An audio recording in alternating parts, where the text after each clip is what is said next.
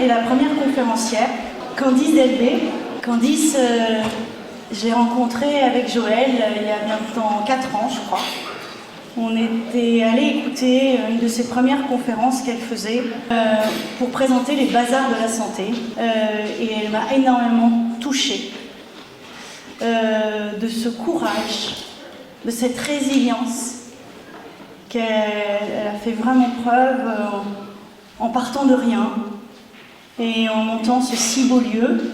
Et elle va nous expliquer, Candice, où elle en est aujourd'hui, c'est quoi l'objectif des bazars de la santé. Et voilà, une femme très inspirante. Merci Candice d'être là. Merci à toi. Une fois n'est pas coutume dans un congrès, nous on n'en a pas trop cette habitude-là quand on est médecin et encore moins chirurgien de faire un congrès avec très peu de diapositives. Vous savez, nous on a l'habitude d'avoir des diapositives, comme ça on raconte des choses et puis on a le support, on sait que c'est illustré.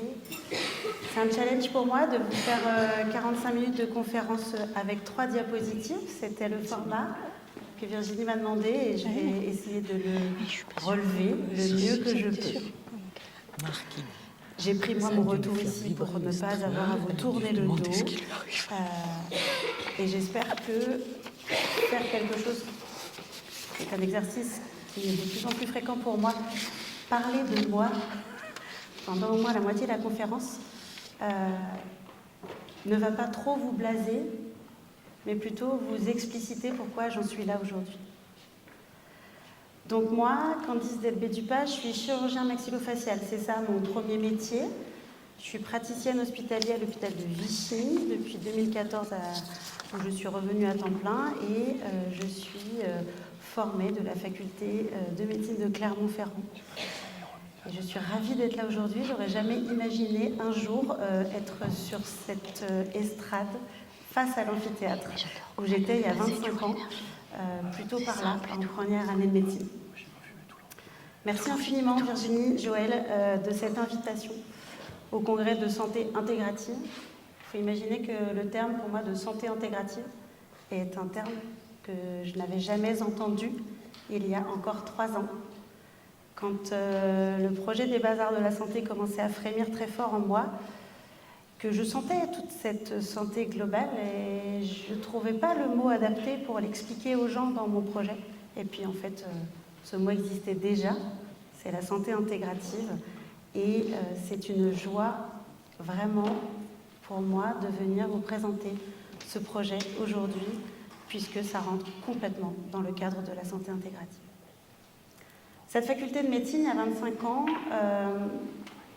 j'ai appris le cure. Moi, j'ai appris à soigner. Je suis une soignante.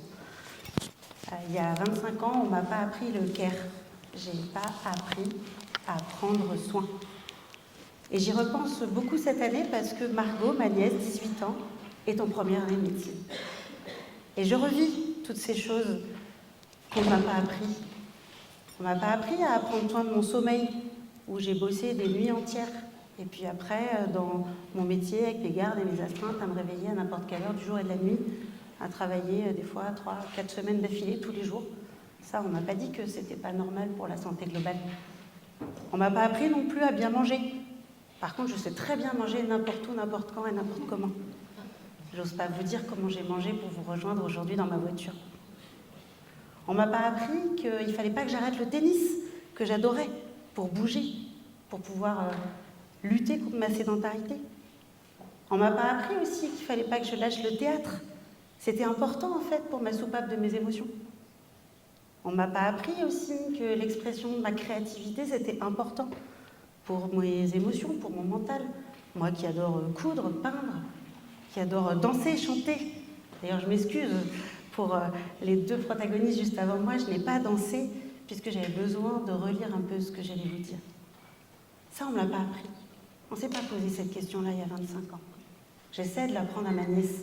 J'essaie de prendre soin de ma nièce, parce que c'est important. On ne m'a pas appris non plus à faire l'éloge de la pause. Alors qu'on sait, c'est prouvé sur le plan neuroscientifique que la pause, c'est important. Si vous voulez que votre cerveau il continue à turbiner, il fait, vous ne pouvez pas turbiner 12 heures d'affilée sans s'arrêter. Sauf que nous, on nous le fait faire. Et on nous le fait faire tous les jours. Et puis après, j'ai continué ma vie, j'ai cumulé tous les rôles qui sont non aidants pour son propre care. C'est-à-dire qu'on ne m'a pas appris le care, mais encore moins pour moi-même. C'est-à-dire que moi, j'ai choisi chirurgie, quelle bonne idée, dans un monde très masculin encore, il y a 25 ans. Et quand on est une femme en chirurgie, il faut prouver 2 fois plus qu'on est fort. Vous savez, sois fort en santé, en médecine, c'est très important. Donc, montrer qu'il n'y a pas de place pour autre chose que le travail et que je suis aussi forte que ces hommes qui opèrent à côté de moi. Après, j'ai cumulé le rôle de maman, comme beaucoup.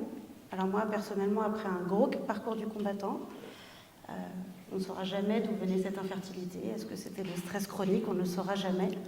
Néanmoins, je deviens maman, un bonheur sans nom. Et puis, je me rajoute une petite dose de culpabilité parce qu'en fait, je m'occupe plus de mes patients que de mes enfants en bas âge. Donc, boum, émotion, culpabilité, j'en rajoute. Où est-ce qu'on met dans tout ça le prendre soin de soi? Moi, j'ai fait une toute petite spécialité, chirurgie maxillofaciale. Je suis seule praticienne du public dans mon département. En 2022, quand je suis à l'apogée de ce que je ne veux plus jamais vivre, dans ma vie 1.0, je vois entre 25 et 30 patients par demi-journée. Oui. J'ai 1 an de délai pour que les gens puissent venir me voir à mes consultations. Et globalement, je fais et j'opère 1000 patients par an. Quand je dis ces chiffres et que je réalise que j'ai fait ça pendant des années, je ne sais pas comment mon corps a tenu. Je ne sais pas. En tout cas, ce que je sais, c'est que je ne veux plus jamais vivre ça. Vraiment plus jamais. Pourquoi je vous raconte ça? Vous comprenez que je ne raconte pas par hasard. Tout simplement parce qu'en ce moment, je suis de plus en plus invitée à faire ce genre de conférences, puisque je suis la voix et l'incarnation des humains et surtout des humaines qui sont dans le monde de la santé. Je vous rappelle que le monde de la santé et du médico-social en France, c'est entre 80 et 85% de femmes qui cumulent tous ces rôles, de maman, de prendre soin des autres, d'aidante, bien sûr. L'aidance familiale est quand même très féminine. Et on ne prend pas soin de nous. Et si on ne prend pas soin de nous, on ne prendra pas bien soin de la population générale. Et c'est en ça, dans cette histoire-là, que je vais vous raconter, que j'en arrive à vous présenter le concept que je porte qui s'appelle les bazars de la santé, acronyme qui veut dire boîte à zen et à ressources de la santé, que je n'ai bien sûr pas choisi par hasard. Quand on est un peu dans le monde de la santé, on sait que c'est le bazar partout et ça ne fait que croître. Quand je vais voir les politiques, ils me regardent quand même avec des yeux bizarres pour ce nom très particulier. Quand je leur explique, ils le comprennent très bien. Cette conférence, je l'ai appelée « Santé globale des acteurs de santé, du tabou au levier d'action ». Tout simplement puisque, vous le voyez, je vous ai mis les petites illustrations. Maintenant, on le sait, même si nous, de l'intérieur, on le savait très bien, c'est officiel, en tout cas c'est écrit sur des rapports, les gens du monde de la santé sont plus malades que la population générale. Si jamais on ne fait pas mentir les chiffres, les premiers chiffres sont sortis en 2020-2022, et moi je suis là pour les faire mentir, j'espère, on prévoit qu'entre 2030 et 2035, c'est le creux de la vague. Vous savez, pour tous ceux qui disent c'est difficile de se faire soigner actuellement en France, moi je leur dis toujours c'est que le début. En fait, la démographie fait que, entre 2030 et 2035, si on ne fait rien, il se peut qu'on n'ait que plus qu'un soignant sur 2 en exercice en France. Un soignant sur 2, c'est moins que pendant le Covid. Et pendant le Covid, on n'a même pas réussi à opérer tous les cancers et les pathologies graves. Moi, j'ai peur quand je dis ça. Moi, je suis très égoïste, j'ai peur pour moi, j'ai peur pour mes enfants, j'ai peur pour mes parents. Alors, j'ai envie de changer les choses. Pourquoi déjà il n'y aurait plus qu'un soignant sur 2 en France? Tout simplement, comme le dit le rapport sur la santé des professionnels de santé qui a été diligenté en 2023 par le ministère de la Santé, on est globalement plus malade en pathologie chronique que la population générale. Les gens de la santé meurent prématurément par rapport à la population générale.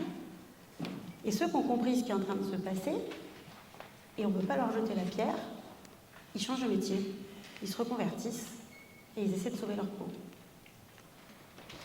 Puisqu'il y a tout qui déconne. On n'a plus de sens au travail, on n'a plus de notion d'appartenance, on a l'impression qu'on perd une partie de reconnaissance. Et tout ça, eh bien, ça fait dégringolade de tous ceux qui tiennent actuellement le système de santé. Alors, ce qui est chouette, c'est que quand même, le terrain, là, ça frétille depuis quelques années. Il y a plein de super choses qui sont en train d'arriver, de plus en plus de colloques, de plus en plus de congrès, se pose la question de comment on peut faire pour faire changer ça. Il y a une super association qui s'appelle SPS, Institut pour la santé des soignants, qui a créé la Maison des soignants, une à Paris et une à Metz notamment, qui œuvre depuis 10 ans pour lever le tabou sur la vulnérabilité et le mauvais état de santé, parce qu'on en est là, hein, le mauvais état de santé des professionnels de santé. Et puis vous voyez, là je vous ai mis un exemple, une table ronde l'année dernière qui était à l'ARS Aura sur les leviers pour mieux soigner. Et puis il y a un tout petit truc que vous voyez là, derrière moi, qui s'appelle la certification périodique des professionnels soumis à OR. C'est un nom bien pompeux, c'est sorti dans l'anonymat le plus complet, mais les 7 métiers professionnels de santé qui sont soumis à OR, médecin, pharmacien, kiné, ostéopathe, podologue, sage-femme, il m'en manque toujours un, dentiste, bien sûr. Ces 7 professions-là vont avoir une obligation ordinale, ça a été signé en 2023, pour que tous les 6 ans, ils fassent des actions en faveur de leur recertification. Alors, il y a toute une action qui est évidente et obligatoire sur l'actualisation de leurs compétences techniques. Voilà, ça c'est super. Et puis, il y a 3 autres points qui ont débarqué. Le point numéro 2, c'est prouver qu'on fait des actions en faveur de la sécurisation et la qualité des soins. Alors ça déjà, c'est nettement moins évident. Le point numéro 3, c'est prouver qu'on fait des actions en faveur de l'amélioration de la relation entre le soignant et le soigné. Et le point numéro 4, prouver qu'on prend soin de sa santé personnelle. Sur le plan éthique et philosophique, moi ça me pose toujours problème qu'il faille un décret, et uniquement dans le monde de la santé, pour que les gens de l'intérieur prennent soin d'eux-mêmes. C'est quand même antinomique. Ça veut quand même dire que les politiques savent très bien que c'est un monde qui va très mal sur le plan de la santé, et on va nous imposer de prendre soin de nous. Moi, cette certification périodique, j'ai décidé d'en faire pirouette cacahuète, qu'on ne nous l'impose pas, que ce ne soit pas une énième injonction et process supplémentaire dans le monde de la santé, mais au contraire qu'on s'en empare. Pour m'en emparer, hier, par exemple, j'étais à Marseille, dans le congrès de chirurgie maxillofaciale, dans la séance qui était justement sur la certification périodique, et j'ai expliqué le projet des bazars, je vais vous expliquer. Et il y avait l'HAS qui était là, la Haute Autorité de Santé, qui fait tous les organismes accréditation des spécialités à risque, donc la chirurgie c'est une spécialité à risque. Et en fait, les gens de la santé, ils ne savent pas comment s'emparer de cette certification périodique sur le point numéro 3 et le point numéro 4. On ne sait pas faire. Les compétences non techniques, on ne nous apprend pas et on ne sait pas bien comment faire. Donc du coup, c'est chouette. Par le terrain, les initiatives montent et on est en train de se rencontrer, se rejoindre avec les institutions, avec la Direction Générale de l'Organisation des Soins, avec le ministère de la Santé et avec l'HAS. Donc il y a un petit espoir que peut-être les chiffres ne seront pas ceux-là demain. Je vais vous raconter la suite de mon histoire en photo. On va commencer de ce côté-là. Ah non, Yanis, il faudrait changer. Merci beaucoup.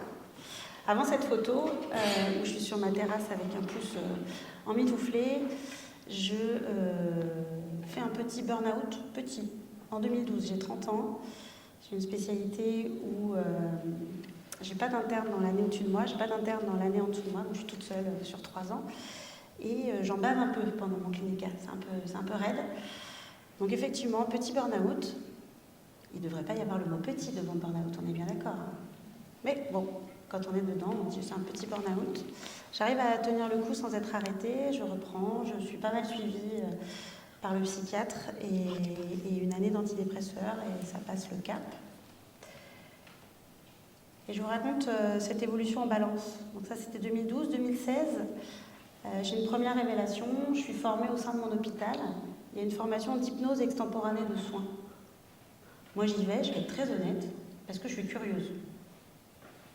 Et parce que je vois l'hypnose qui commence à rentrer dans les blocs opératoires, et je me dis, mais moi, j'ai pas envie d'être bête, j'ai envie d'aller voir ce qui se passe. Et là, je découvre Yves Alphon, merveilleux psychologue, qui vient du CHU de Caen, j'espère que je ne me trompe pas, je ne sais jamais si c'est Caen ou Rouen, qui, lui, de façon institutionnelle, c'est un choix institutionnel du CHU, avait formé l'ensemble des paramédicales de son hôpital, son CHU, à l'hypnose extemporanée de soins pour tous les soins douloureux.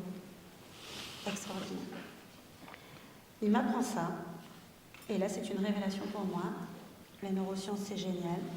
J'ai une appétence extraordinaire pour ça, et visiblement, c'est pas difficile pour moi, parce qu'en fait, je fais déjà des choses sans m'en rendre compte. J'ai déjà la communication thérapeutique sans m'en rendre compte. Donc je teste cette hypnose extemporanée de soins dans tous mes soins sous anesthésie locale, d'autant plus avec les enfants, et je me rends compte que c'est merveilleux. Alors j'ai déjà pas beaucoup de problèmes relationnels, mais là je franchis un gap supplémentaire, et je trouve ça vraiment très chouette. Et puis à ce moment-là, je suis chef de service des consultations polyvalentes de mon hôpital, donc j'ai toute une équipe de paramédicaux et de secrétaires. Et puis on voit déjà avant Covid que ça commence à gronder le terrain, que les gens n'allaient pas très bien. Et je leur propose tous les lundis midi de faire une demi-heure d'hypno-relaxation. Et pendant une demi-heure, tous les lundis midi, de 13h15 à 13h45, on a une petite dizaine à faire une séance d'hypno-relaxation. Et à 14h, vous pouvez venir aux consultations, on est tous pumped up, on est plein de bourre, et ça fait du bien à tout le monde. Et tous les lundis, les gens attendent ça. Je continue dans mon équilibre et ma balance, ça c'était cool. Et puis en 2018, juste après, tout début 2019, juste après la naissance de ma deuxième fille, je tombe de ma hauteur, je me fais une fracture spiroïde du métatarse. Je suis juste tombée de ma hauteur. J'ai 38 ans, non j'ai 36 ans. Ça c'est pas normal. Mais j'écoute pas. Je fonce moi, toujours. Donc j'écoute pas mon corps, je continue à avancer. Arrive 2020, juste avant le Covid.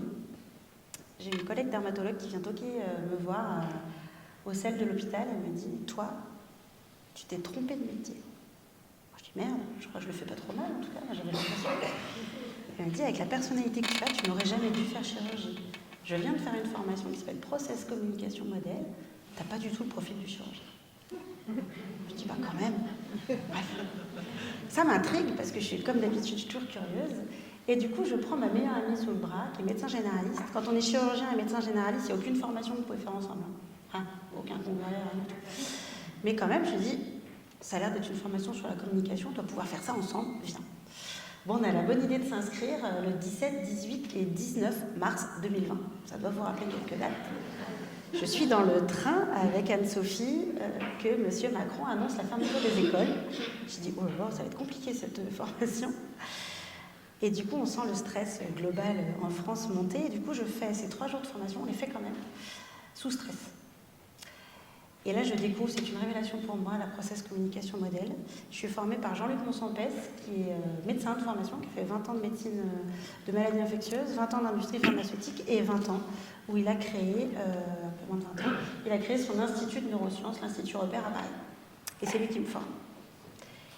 Et lui, il commence à semer la première petite graine dans ma tête. Il me dit, quand tu auras compris, Candice, que ton empathie hyper développée, c'est ton super atout, tu auras tout compris. Tu vas changer de vie. Ah, mais je dis, ok, mais là, pour l'instant, c'est pour toi, pour moi, en tout cas, au bloc opératoire, un super handicap. C'est compliqué. C'est toujours moi à qui on vient chercher une infirmière parce que je suis gentille et que je vais dire oui, que j'ai pas tout le matériel, mais c'est pas grave parce que c'est Candice, elle dira rien. Voilà. Pour moi, c'est un handicap. J'ai toujours aux gens qui me disent « Vous m'avez bien opéré, sinon je vous opérais avec amour. » Je ne me rendais pas compte quand je disais ça. Donc là, c'est un premier virage pour moi, la Process Communication Modèle. Et puis je me dis, dans mes rêves les plus fous, les choses que j'aurais jamais accepté d'imaginer, c'est on peut être autre chose que médecin dans sa vie. Ça, c'est une première graine. Et peut-être un jour, moi, je serai à la place de Jean-Luc et je formerai mes pairs à la communication. Mais bon, vous savez, ces rêves dans la tête. Moi, encore en 2020, je serai PH de l'hôpital public jusqu'à ma mort. Je n'avais pas pensé à faire autre chose, surtout dans le rythme dans lequel je vivais. Et puis, Covid est arrivé. Alors là, on m'a dit, Candice, ce serait bien d'aller faire de l'hypno-relaxation à tout l'hôpital. Je dis, dis, bah, je veux bien, mais c'est pas adapté au Covid. Je ne vais pas me mettre dans une petite salle à parler tout doucement à tout le monde comme ça pour prendre soin d'eux. C'est complètement inadapté. C'était notre cadre supérieur de santé qui m'a demandé de faire ça. Et du coup, qu'est-ce qui se passe? Eh bien, je crée une chaîne YouTube où je m'enregistre. Elle est toujours sur la chaîne YouTube s'il y en a qui ont envie d'aller voir. C'est vraiment pourri comme enregistrement. Mais la séance d'hypno-relaxation que j'avais l'habitude de faire, ben, les gens se la sont appropriés au sein de notre hôpital. Et en fait, ils ont créé avec ça une notion d'appartenance. Un de leurs docteurs de l'hôpital prenait soin d'eux. Il s'est passé ça, c'était une première graine. La deuxième graine, c'est que mon mari, il est kiné-ostéopathe. Vous voyez où je veux en venir, enfin, au fur et à mesure de mon récit.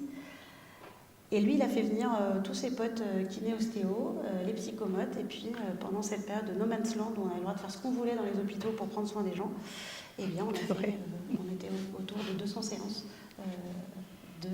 d'ostéopathie, de kiné et de psychomote. Donc là, j'ai été étiquetée Madame Bienveillante de l'hôpital. Et puis la vie a repris son cours, hein. Il fallait récupérer en plus tout le retard accumulé pendant le Covid. Donc j'ai pas continué ça, j'ai pas pu. Et puis j'ai quand même fait un modèle expérimental à l'hôpital, j'avais trop envie parce que les gens venaient me voir, les sages-femmes, les aides-soignantes, les infirmières. Mais moi je suis aussi sophro, je fais de la réflexo, moi je fais de l'hypnose, je dis c'est dingue. Ceux qui vont pas bien, c'est les agents, ceux qui ont les clés, c'est les agents, et on peut pas les mettre ensemble au même endroit, au même moment. Donc pendant 6 mois, j'ai fait un modèle expérimental à l'hôpital, une demi-journée par semaine, où ceux qui avaient des compétences rencontraient ceux qui en avaient besoin et s'occupaient les uns des autres. Ça s'appelle la paire-aidance. Et ça a très bien marché, sauf que j'étais toute seule et qu'au milieu de mes 1000 patients opérés, bon, ça ne tenait pas dans mon agenda. Et du coup, on en est à peu près par là-bas sur les photos. C'est-à-dire que la première photo, c'est juste avant mes 40 ans. J'ai 39 ans, je viens de me faire opérer d'un premier doigt à ressaut. Le doigt à ressaut, c'est quand les tendons ils commencent à déconner. Le jour où je me fais opérer, toute la clinique de la Châtaigneraie me regarde et me dit « mais c'est bizarre que vous soyez là ». Ça, c'est une pathologie de la femme de 60 ans, 65 ans. Je suis donc en ménopause précoce quand je me fais opérer de ça. Et je me fais opérer du premier doigt parce que je suis obligée, parce que le doigt est coincé. Et en fait, j'en ai 9 autres. Donc tous mes doigts sont abîmés. Donc là, face au deuil, à un moment donné, la chirurgie, ça va être compliqué. Ça faisait déjà des années que j'avais très mal au doigt quand j'opérais. Notamment, j'opérais les choses difficiles, tout ce qui est osseux. Et je voyais bien qu'il fallait faire le deuil de ce qui allait se passer. Non, moi, j'ai le sourire et j'ai la banane sur cette photo. Et puis, la deuxième photo, c'est le lendemain du jour où mon médecin traitant et ma meilleure amie, sur appel de 2 de mes collègues de l'hôpital, débarquent à la maison et m'arrêtent pour 15 jours. En me disant, c'est plus possible. Je suis en crise suicidaire. Je connais tous les arbres par cœur entre mon hôpital et ma maison. Et j'ai déjà réfléchi plein de fois à savoir sur lequel j'allais écraser ma bagnole pour que tout s'arrête. Parce que c'est un tunnel sans fin. De toute façon, je peux opérer nuit et jour. Je n'épuiserai pas le stock de malades. Donc là, je suis en train d'enlever mes 15 jours de consultation qui deviennent, comme tout bon burn-out, ce coup-ci, je peux mettre bon devant burn-out, dure 6 mois. Et je fais des rencontres extraordinaires.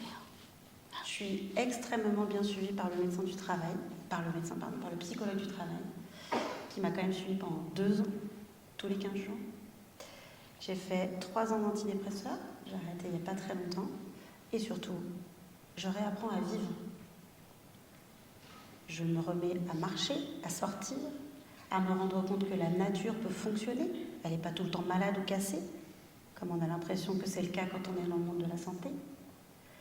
Je découvre la méditation qui sauve ma vie, il n'y a pas d'autre mot. Je découvre la cohérence cardiaque et je découvre le monde de l'accompagnement.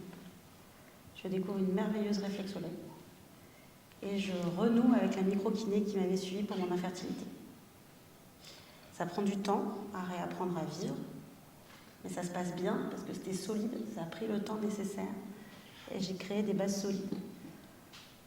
Après 3 mois d'arrêt, ça commence vraiment à frétiller dans ma tête. Ce qui me plaisait depuis toujours, c'était le coaching. Je me dis, il faut que je me fasse coacher. Donc j'attaque un coaching et je commence à écrire le projet qui m'anime depuis quasiment 10 ans dans la tête. Je vais faire les bazars de la santé. Mais il faut des phrases déclenchantes dans une vie. J'en ai 2 qui arrivent en même temps. Ma micro-kiné, qui quand elle me voit arriver, qui ne m'avait pas vue depuis des années, elle me dit, ça y est, vous êtes complètement cuite. Oui, ça y est, j'y suis. Et elle me dit, et je ne sais pas pourquoi elle me dit ça à ce moment-là de ma vie, qu'est-ce que vous faites si vous avez 1 million d'euros? C'est quand même pas une phrase qu'on dit à tout le monde.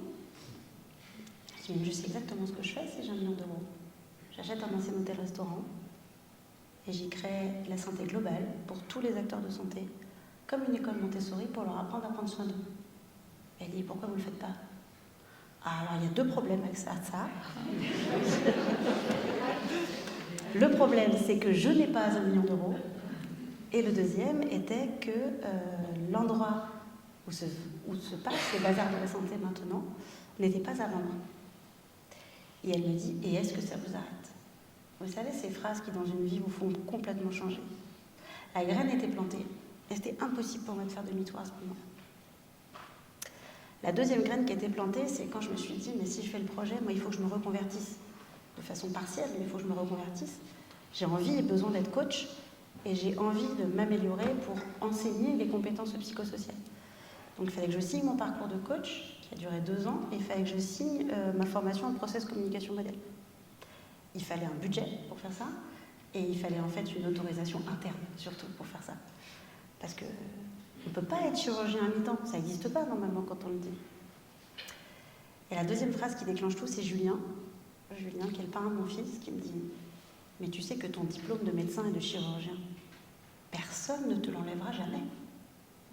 Tu l'as, et tu vas continuer à être chirurgien. Qu'est-ce qui t'empêche de faire une reconversion ?» Ok, la deuxième graine était plantée. En avril 2023, je signe mes formations de reconversion et je contacte la propriétaire de la Colombière à Abray, magnifique ancien hôtel-restaurant sur la route entre Vichy et Thiers, à l'abandon depuis 2001, avant Covid. Et je lui explique le projet. Et elle me dit, mais c'est pas à vendre. Ah, mais c'est pas grave. Je vais vous expliquer, moi, ce que je vais en faire de votre ancien hôtel-restaurant. Et elle me dit, réfléchissez bien à votre projet, puis rappelez-moi quand vous avez une idée de votre budget. Moi, je suis née en Auvergne. Je réponds. Je ne sais pas ce qui me prend. L'argent ne sera pas un problème. Et je raccroche. Vous pouvez faire ce que vous voulez, mais pour négocier un prix derrière ça, ben voilà. Et puis je lui dis, de toute façon, je ne vous donnerai pas de prix tant que je n'ai pas visité le lieu. Donc on visite fin avril 2023 avec mon mari et l'architecte. Et en fait, moi, je sais déjà. C'est-à-dire que moi, je connais le bâtiment, j'y allais manger, mais moi, je sais, je peux fermer les yeux, je vous dis. Ici, ce sera la salle pour tous les ateliers de pratique psychocorporelle, face à la vue, chaîne des puits, la campagne, l'Allier qui coule au fond. Là, ce sera la salle de formation pour toutes les compétences psychosociales. À l'étage, ce sera les salles individuelles pour faire toute la santé intégrative en one-to-one. La cuisine pédagogique pour réapprendre à mieux manger, pour venir manger quand on voudra passer la journée. Et en bas, tout ce qui est ludopédagogique, simulation en santé, espace mieux-être par l'eau et art-thérapie. Je n'ai pas besoin de visiter, je sais. L'architecte, elle me dit, mais c'est dingo. Je dis, mais je sais, je ferme les yeux. Ça fait 6 mois que je suis en coaching. Ça fait 6 mois que j'ai attaqué ma reconversion. Tous les ateliers, je les fais pour visualiser. J'ai une vision hyper claire. Je sais exactement ce que je veux faire. C'est pour ça que j'arrive à la troisième photo. Troisième photo, on est en juillet 2023. J'ai repris le boulot après 6 mois d'arrêt en mi-temps thérapeutique. Je tombe de ma hauteur. Je me fais une fracture du poignet, scaphoïde, pseudarthrose. Je mets 5 mois à consolider. Mon assureur s'arrache les cheveux parce que quand vous êtes en mi-temps thérapeutique et que vous arrêtez pour une autre pathologie, ça commence à devenir compliqué.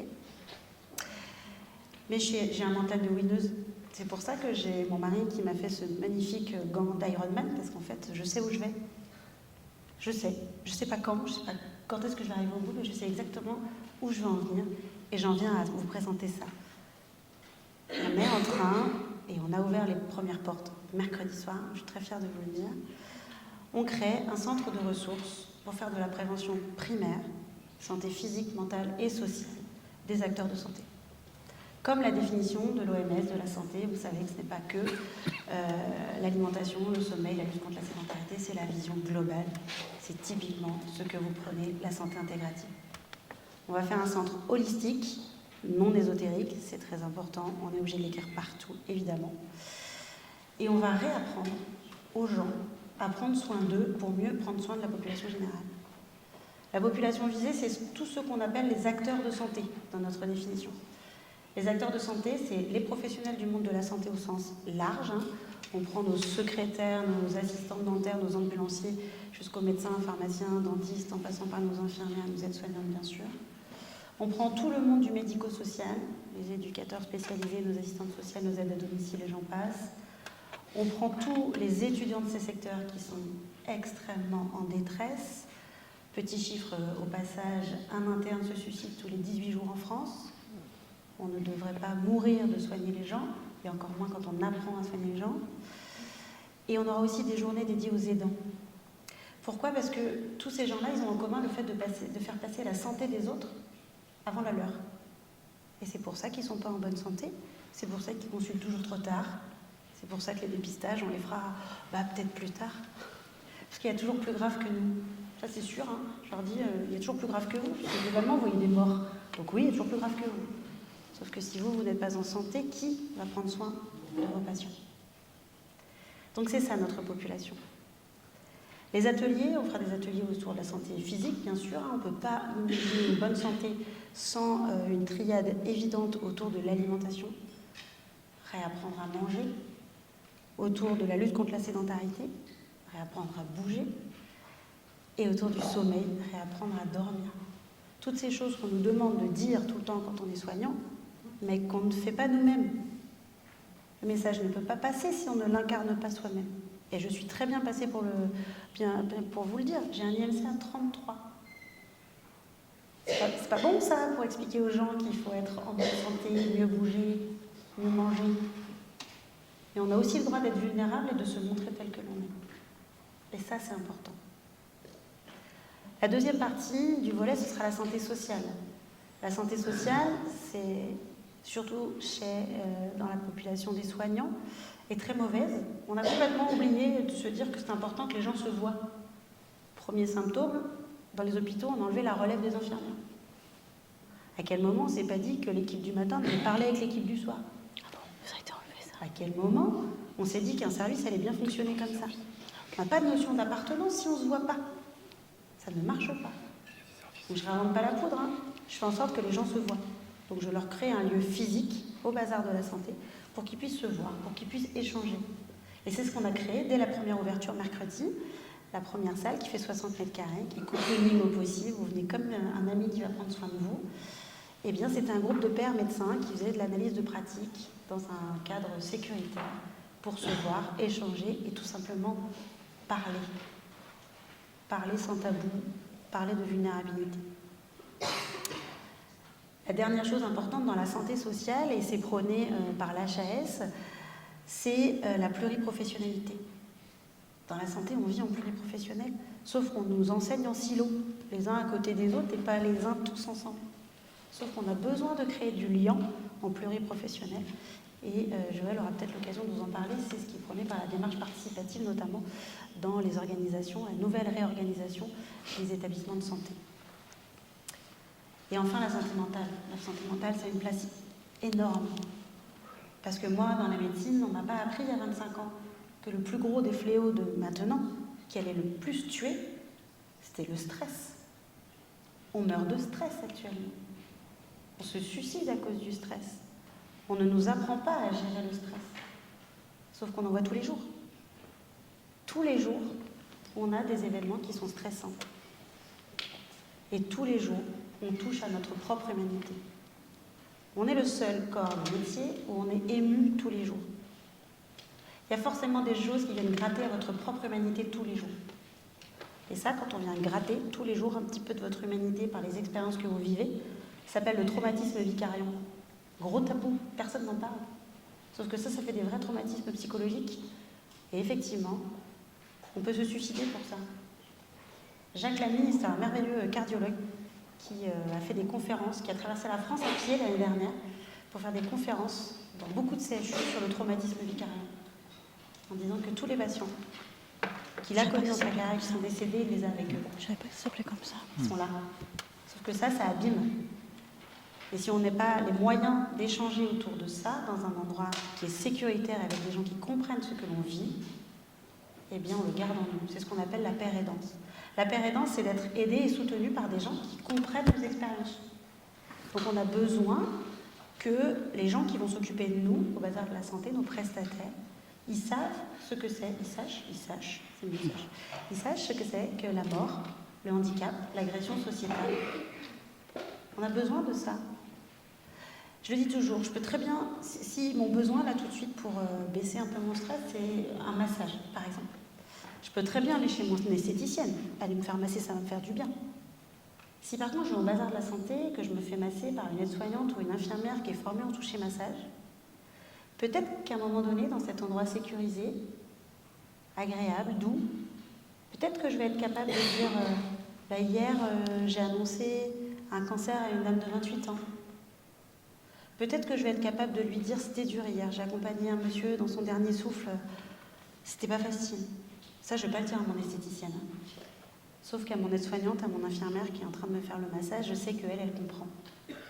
Et ça, déjà, ça baisse un petit peu ce traumatisme vicarieux. C'est pour ça que la paire-aidance, elle est vraiment essentielle et que les prestataires, en priorité, dans notre centre, seront eux-mêmes acteurs de santé par la définition qu'on leur en donne. La deuxième chose, c'est les interventions non médicamenteuses, votre santé intégrative. Pour moi, ça a toute sa place ici, en prévention primaire, essentiellement sur la gestion du stress. Toutes les pratiques psychocorporelles auront leur place. La méditation, la cohérence cardiaque aura sa place. C'est là où on apprend aux gens à baisser la pression, à gérer le stress. Votre place, elle est essentielle ici pour nous. Il ne devrait pas y avoir de dichotomie entre la médecine conventionnelle et la santé intégrative. La médecine conventionnelle, c'est très simple. La médecine conventionnelle, elle soigne une pathologie. On a appris à soigner. La santé intégrative, c'est médecine conventionnelle plus santé intégrative, c'est tout ce qui est du domaine de l'accompagnement. C'est ensemble que ça fonctionne, ça potentialise la médecine conventionnelle et ce qu'on est capable de faire. Un être humain, c'est quoi? C'est un corps, un mental, des émotions, une histoire. Et il rencontre la médecine conventionnelle quand par-dessus, il y a une pathologie. Donc c'est très bien soigner le pathos. Par contre, prendre les gens dans leur globalité, on va la faire courte. Dans le système de santé actuel, on n'a ni la temporalité de le faire, et puis on n'a pas toutes les armes pour le faire. On n'a plus la démographie non plus. C'est là où l'accompagnement et la santé intégrative a toute sa place. Et c'est là où on a les meilleurs résultats. Le dernier des piliers, c'est pour ça que je l'ai mis en jaune, c'est la formation aux compétences psychosociales. Je suis intimement convaincue que c'est par là qu'on va révolutionner le système de santé. Si les gens apprennent à mieux se connaître, les acteurs de santé se connaissent mieux et gèrent mieux la communication, bah déjà on va baisser le stress. 80%, c'est le nombre de problématiques d'effets indésirables graves, par exemple, qui se passent sur les opératoires qui sont liés à la communication. C'est la même problématique dans le nucléaire, l'aéronautique, l'aérospatiale. Sauf que eux, il y a 50 ans qu'ils ont compris ça. Il y a 50 ans qu'ils forment les gens à la communication et aux facteurs humains. Nous, on est toujours un peu à la bourre, donc on commence seulement à comprendre.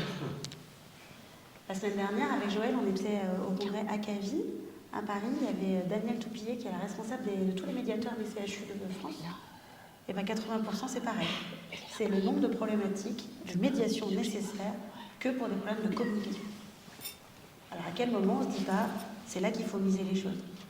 Et elle dit toujours, la QVC-RT, QVT c'est qualité de vie au travail, QVC-RTC c'est conditions de travail, et elle dit qu'il faudrait faire de la QVC-RT, qualité de vie, des conditions et des relations de travail. Et là vous avez un levier de dingo pour retrouver du sens et de l'appartenance au travail. Alors pour terminer cette présentation, voilà nos missions actuelles qu'on s'est données, c'est de créer un cercle vertueux. Parce que là, on est enlisé assez sévère quand même dans un cercle vicieux, puis on aimerait en sortir. Alors pour ça, je communique beaucoup. J'ai appris à sortir de mon trou de souris, à m'exposer, à prendre des risques des fois, et à venir parler de ça, parler du mauvais état de santé et de la vulnérabilité des acteurs de santé. Je suis en mesure maintenant, devant mes pairs, l'année dernière j'ai fait les psychiatres, les dermatologues, les pédiatres, de dire je suis chirurgien, j'ai 10 doigts abîmés, j'ai fait une crise suicidaire, et bien vous savez quoi, j'opère toujours et les gens viennent me voir, me font toujours autant confiance. voire plus. Je crois que je suis encore une meilleure soignante depuis que j'assume ma vulnérabilité. Chacun le pense comme il le veut, mais j'en suis intimement convaincue qu'on peut être à la fois soignant et vulnérable. Donc je prends la parole, j'ai fait un podcast, pour tous ceux qui veulent aller écouter le podcast, qui parle du projet, mais qui parle surtout de la santé globale et plein de ressources. Je fais beaucoup de recherches bibliographiques sur ce podcast. Le deuxième cercle vertueux, c'est montrer aux acteurs de santé, venez expérimenter vraiment la prévention. Si vous êtes convaincu et incarnant de la prévention, eh bien sûr que vous allez mieux l'exprimer à vos patients et bien sûr que le cercle vertueux va arriver de la prévention dans la population générale. Le troisième levier, c'est de partager largement sur le projet et sur le mauvais état de santé des acteurs de santé, puisque peut-être que vous regarderez votre docteur, votre infirmière un peu différemment après. Peut-être qu'il faut tous qu'on prenne soin les uns des autres. Et on a besoin d'exprimer nos ressentis, nos émotions. Il y a une place pour les émotions partout, pour diminuer ce traumatisme vicariant. Et surtout, former énormément en compétences psychosociales pour débuter le changement. Ce sera la base pour améliorer notre santé sociale et notre santé mentale. Ça n'a pas de prix. Dans tout ce que j'ai fait de reconversion, les gens qui reviennent me voir et qui disent que les choses ont changé pour eux, c'est ceux que j'ai formés en process communication modèle. Apprendre à se connaître, décoder nos comportements, savoir ce qui nous met plutôt bien ou ce qui nous met en stress, et surtout apprendre à mieux relationner avec les autres. Ça, c'est merveilleux. Notre slogan à nous, au Bazar de la Santé, c'est prendre soin de l'humain pour assurer la santé de demain. Je crois que dans ce congrès de santé intégrative, ce serait prendre soin ensemble de la santé et de l'humain pour assurer la santé de demain. Je crois que c'est essentiel. Et je ne sais pas si vous connaissez cette phrase, en tout cas cette idée de Schopenhauer qui explique comment ça se passe le changement. Quand on arrive comme moi, avec un concept qui peut paraître un peu complètement délirant, je ne vous cache pas qu'il y a 3 ans, quand j'ai commencé à en parler, les gens me regardaient avec des yeux, un lieu pour prendre soin de ceux qui soignent, c'est complètement par jour. Et bien voilà ce qui se passe au démarrage. Une idée, elle paraît complètement délirante, toujours au début. Et puis quand elle commence à gronder, à monter fort, elle devient vivement critiquée. C'est toujours bon signe quand on est vivement critiqué. Et la dernière étape, c'est qu'en fait, on croit que ça a toujours été comme ça, en fait. Je ne vois pas pourquoi on se pose des questions. Du coup, j'ai le vœu pieux de croire que c'est ce qui va se passer dans la complémentarité entre la médecine conventionnelle et la santé intégrative, et que ce sera cette médecine du « et » de demain pour vraiment prendre la globalité de la santé en compte. Je vous remercie beaucoup pour votre attention.